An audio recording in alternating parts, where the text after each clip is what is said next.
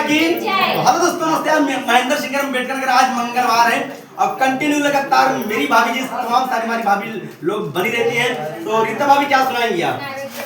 सुना था, कैसे लगा था यार? अच्छा लगा था भैया। सबसे कहा काबू आज अपना भीड़ में बैठी होगा भैया सब लोग पहले महेंद्र भैया को सपोर्ट करें, उसके बाद हम सब दीदियां जितनी आई हैं सब सबका सपोर्ट करें। ये सदा कहा हमें सपोर्ट करें, ये कहा कहा आई सब सब में सपोर्ट करें। अच्छा, सब सबके एक support दूसरे के साथ, एक दूसरे के। चलिए तो सुनाओ फिर।